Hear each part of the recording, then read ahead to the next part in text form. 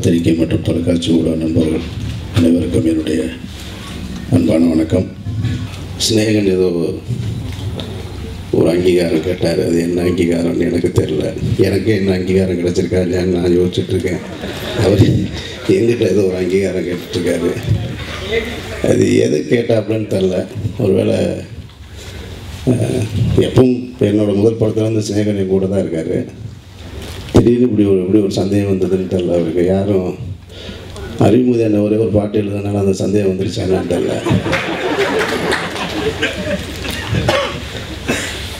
எல்லாம் நானும் யுவன் சங்கர் ராஜா பற்றியும் எல்லாரை பற்றி இந்த படத்தில் பணியாற்ற பற்றி ஒரு ஏவி பண்ணியிருக்கோம். அது ஒருவேளை அது மிஸ் ஆகிருக்குன்னு நினைக்கிறேன். அதுதான் சொல்கிறாருன்னு நான் நினைக்கிறேன். அறிவுமதி அண்ணன் சொன்னார், ஒரு துளியாக இருந்தேன் அப்படின்னு சொல்லி. அவர் தன்னடக்கம் காரணமாக அந்த வார்த்தையை சொல்லிட்டு போயிருக்காரு. இந்த 13 வருஷத்துக்கு மேலே நான் இந்த துறையில் இருக்கேன். நான் பல மேடைகளை சந்திச்சிருக்கேன். ஆனாலும் இந்த மேடையில் அவரோடு நான் இருக்கிறது எனக்கு ரொம்ப பெருமையான விஷயம். விதை போட்டது அவர் தான். இந்த சினிமாவுக்கு எங்களுக்கான விதை போட்டது தான், துளி கிடையாது, விதை போட்டது. நானும் பாலாவும் சென்னைக்கு வந்து நாங்கள் சந்தித்த முதல் நபர் அறிவுமதி அண்ணன் தான். எந்த விதமான ஒரு முன்னேற்பாடும் இல்லாமல், சினிமா சம்பந்தமான அறிவு இருக்கா இல்லையா எதுவுமே தெரியாமல், எங்களை பற்றி நாங்களே எடை போட்டுக்கிறாமல் பஸ் ஏறி ஓடி வந்து அந்த சென்ட்ரல் ஸ்டேஷனில் படுத்துட்டு காலையில் சந்தித்த நபர் வந்து அறிவுமதி அண்ணன். டி நகரில் இருந்தார். அப்போ அன்றைக்கி நான் எப்படி பார்த்தனோ, அன்றைக்கி எப்படி என்னை கூப்பிட்டாரோ இப்போ தான் கூப்பிட்றாரு. என்னடா கண்ணுகளா இப்படி கிளம்பி வந்துட்டீங்க அப்படின்னாரு. சினிமாவில் நிச்சயமாக சொல்கிறேன், அந்த எனக்கு தெரிஞ்ச தாயுமானவன் அப்படின்ற வார்த்தைக்கு பொருத்தமாக சினிமாவில் நான் பார்த்த ஒரே ஆள் அறிவுமதி அண்ணன் தான். அதில் வந்து அதுக்கு ஈடு இணையே கிடையாது. எவ்வளோ வார்த்தைகள் சொன்னாலும் ஈடு இணையே கிடையாது. அன்றையிலேருந்து இன்றைக்கு வரைக்கும் அவர் அதே பாசத்தோடு பழகிட்டுருக்காரு. நான் படம் எடுத்தால் அவர் பாட்டு எழுதி தான் அவர், இல்லைன்னா அது ஒன்றுமே செய்ய முடியாது. அது நான் செய்கிற துரோகம் ஆயிரும். அது இது ஒரு கமர்ஷியல் படம், கமர்ஷியல் என்டர்டெயின் மூவி. நான் சின்ன வயசுலேருந்து பார்த்து வளர்ந்த ஒரு ஜானர் அது. யோகியை முடித்ததுக்கப்புறம் கண்ணபிரான் தான் ஸ்டார்ட் பண்ணணும் அப்படின்னு சொல்லி ரவியை வச்சு பண்ணணும்னு பேசும் பொழுது எனக்கு அந்த யோகியோட ரிசல்ட்டுக்கு பின்னால் அது ஒரு குழந்தையோடு இருந்தேன். நான் கண்ணபிரான்லேயும் ஒரு அப்பாவுக்கும் பொண்ணுக்குமான ஒரு 4 வயசு பொண்ணுக்குமான ரிலேஷன்ஷிப் தான் அந்த ஸ்கிரிப்டும். உடனடியாக திரும்ப இதே மாதிரி ரிலேட்டடாக ஒரு ஸ்கிரிப்ட் பண்ண வேணாம், கொஞ்சம் மாறி பண்ணலாம் அப்படின்னு நான் நினச்சிட்டு இருக்கும்போது கரெக்டாக ப்ரொடியூசர் அவர் சொன்னது உண்மை. நாங்கள் படம் பண்ணணும்னு சந்திக்கலை. அந்த சந்திப்புக்கு அப்புறம் பண்ணுனா என்ன அப்படின்ற ஒரு கேள்வி எழுந்தது. அதனால் இந்த படத்தை பண்ணோம். நான் பண்ணக்கூடாதுன்னே நினச்சி அவரை சந்திக்க போனேன். படம் பண்ண சொல்லிடுவாங்களோன்னு வற்புறுத்திடுவாங்களோன்னு பயந்துக்கிட்டே போனேன். ஆனாலும் பார்த்த உடனே பண்ணலாம், இவரோட படம் பண்ணலான்னு ஒரு எனக்கும் அவருக்கும் ஏற்பட்டது. அவரும் சொல்லும்போது நல்ல ஒரு கமர்ஷியல் படம் பண்ணுங்களேன் அப்படின்னாரு. உங்களுக்கும் ஒரு ரிலீஃபாக இருக்கும்னாரு. எனக்கும் அது அவசியப்பட்டதாக இருந்தது. அதனால தான் இந்த திரைப்படத்தை எடுத்தோம். அவரை ஒரு தயாரிப்பாளர் அப்படின்னு சொல்கிறத விட நான் ப்ரொடியூசர்னு சொல்கிறதில்ல. முதல் 8 மாதங்களுக்கு வந்து படம் ஆரம்பித்த முதல் 8 மாதங்கள் என்னுடைய ஃபோன் நம்பர் கூட அவர்கிட்ட கிடையாது.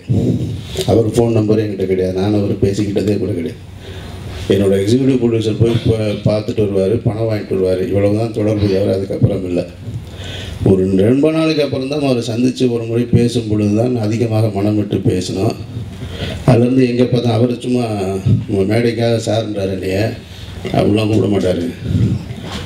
நான் என்னென்ன அப்படின்னு கேட்டால், நாங்கள் சினிமா ஒரு 2 மணி நேரம் 3 மணி நேரம் பேசிகிட்ருக்கோம்.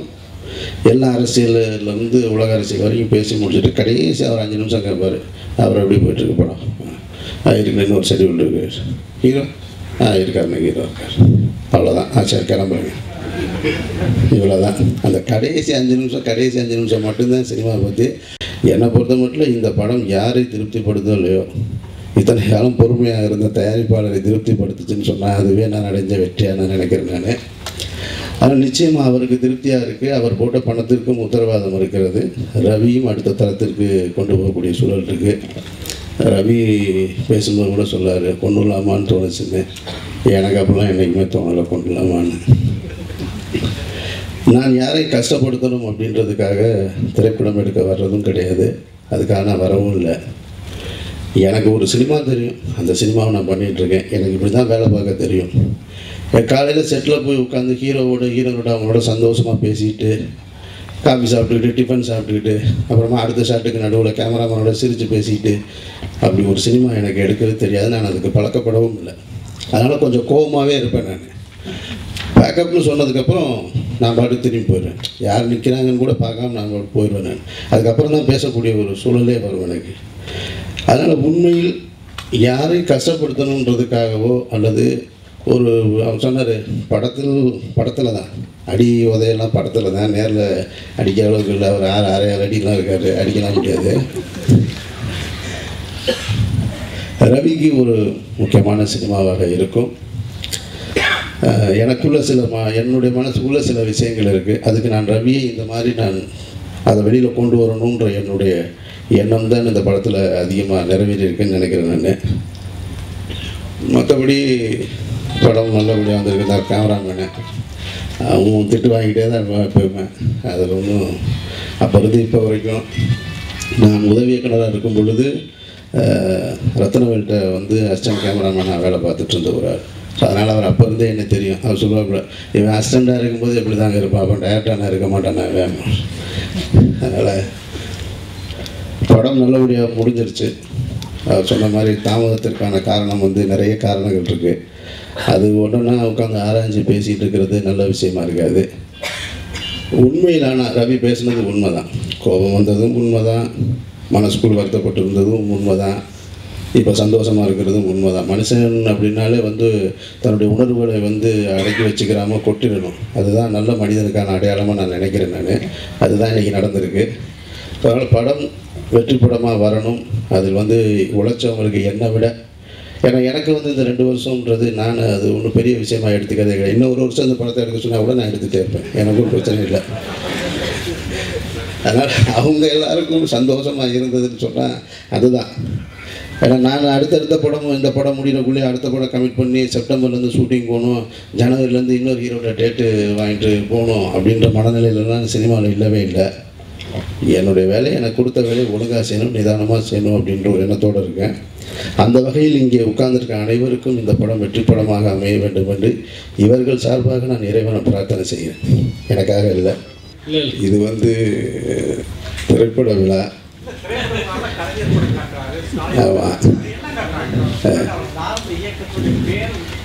பேர் போட்டல ஒன்றும் தப்பு இல்லை, நீங்கள் கேட்டீங்கல்ல. கண்டிப்பாக. அதாவது திமுகங்கிறது திராவிடர் இயக்கத்துக்குள்ளே தான் இருக்குது. திராவிடர் இயக்கம் சொல்ல தான் பயப்படுவாங்க, திமுக சொல்கிறது ரொம்ப ஈஸி. நாங்கள் திராவிடர் இயக்கம்னு அவங்க கமிட் பண்ணியிருக்காங்க, தயங்கலை. கன்னித்தீவு பண்ண பாட்டில் உங்களுக்கும் நீதி சந்திராவுக்கும் பயங்கர கெமிஸ்ட்ரி ஒர்க் அவுட் ஆகிடுச்சு. அந்த கெமிஸ்ட்ரி ஒர்க் அவுட் ஆகி ஹிஸ்ட்ரி ஸ்டார்ட் ஆகிடுச்சு. ஏங்க நீங்கள் வேறு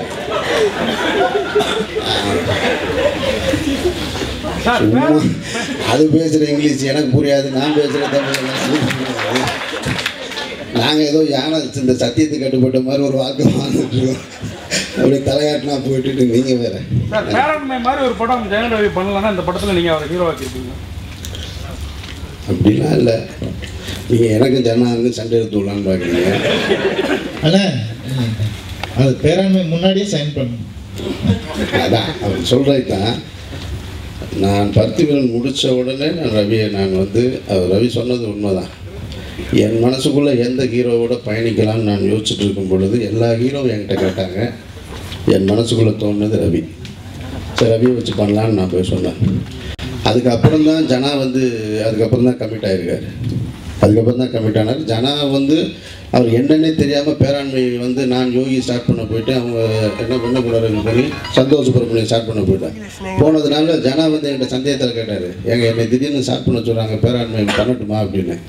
இதே எங்கிட்ட வந்து கேட்குறீங்கன்னு. இல்லைங்க, நீங்கள் கமிட் பண்ணியிருக்கீங்க, எனக்கு என்னன்னு தெரியலை, கம்பெனி ஐங்கர்லேருந்து சொன்னாங்கன்னு. அதெல்லாம் ஒன்றும் இல்லை சார், சந்தோஷமாக அந்த படத்தை ஸ்டார்ட் பண்ணுங்க. ஸோ அதனால் அதுக்கு முன்னாலே இது ஆரம்பிக்கப்பட்ட படம் தான் அது. ஜெயராஜ் சார் கண்ணபுரான் சார் கூட திருப்பி பண்ணுவீங்களா? கண்டிப்பாக பண்ணுவாங்க, நிச்சயமாக பண்ணுவேன். ஆனால் அதே எமோஷன்லாம் திருப்பி ரிப்பீட் ஆகும், அதையும் சொல்லிக்கிறேன்.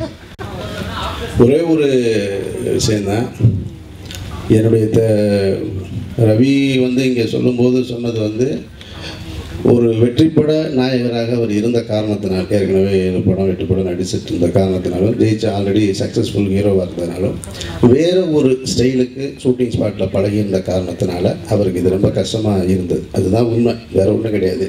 எங்கள் ஸ்கூல்லேருந்து இப்படி கிளம்பி வந்திருந்தால் இது தெரிஞ்சிருக்காது. இப்போ இதை போய் விக்ரம்கிட்ட போய் நீங்கள் அது கஷ்டமானு கேட்டால் தெரியாது. சூர்யா தம்பிகிட்ட போய் கஷ்டமானு கேட்டாயோ பொறுத்தவரை உருட்டி எடுத்துட்டாங்க என்ன அப்படின்னு. ஆனாலும் ரவி சொல்கிறாரு திருப்பி நான் பண்ணுவேன்னு.